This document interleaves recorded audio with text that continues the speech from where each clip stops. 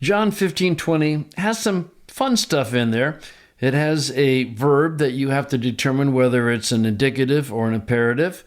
You have a verb that takes a direct object in the genitive, and you have a really nice example of the attraction of a relative pronoun. Mene manuete tu lagu, hu, ego epon humin, uk, esten doulos medzon tu kuriou autou, eme edioxon, kai humas dioxusin, ton logon mu eteresin, kai ton humeteron teresusin. So we start right off with this interesting verb to remember. What are the two things about it that you have to decide?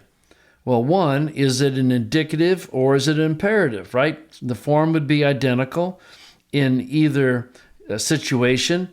From the punctuation here, it's clear that the Greek editors think it's an imperative, because if it's an indicative, it'd be asking a question. You would have different punctuation down here at the end.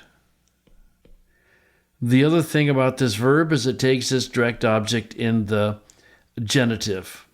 So it's remember the word, then here's your relative pronoun, right? Rough breathing, accent. So this is the beginning of the relative clause. It goes to the punctuation. Now, what determines the case of a relative pronoun? Its function inside the relative clause. What case should who have been? Well, if you get confused, just replace a pronoun with its antecedent. The antecedent's lagu. So it's, I spoke the word to you all. I spoke which to you all. So the relative pronoun is functioning as a direct object of epon, so it should have been in the accusative, but it's not in the accusative, it's in the genitive, because it's being attracted to the case of its antecedent. In other words, it's changing to the same case as the antecedent, as if it were an adjective. So a great example of attraction. So remember the word which I said, or I spoke to you all, not the servant is greater. Remember, medzon takes a genitive of comparison, so you use the word than, greater than his master. Okay? If me they persecuted, also you all they will persecute.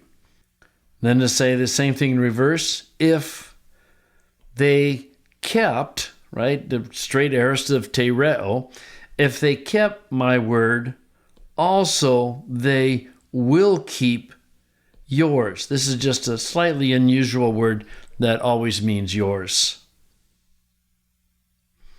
So, interesting verb, great example of attraction. Phrasing is pretty straightforward. Relative pronouns are always introducing dependent clauses. In other words, relative clauses are always dependent, so you do a new line there. Then you get to what that word is, end of the sentence, and semicolon, so we'll do another one there. And I want to keep the parallelism, so I'm going to start a new line here and a new line there. See if I have enough computer screen to illustrate this. So, remember the word. Well, what word? Well, the word which I spoke to you. And remember, on relative pronouns, you always got to connect them to their antecedent. Either you put them underneath them or you draw an arrow. Here's the saying. A servant is not greater than his master. Okay. Here are the consequences with these two conditional sentences. If they persecuted me, they will also persecute you. If they kept, in English you almost have to say had kept, don't you?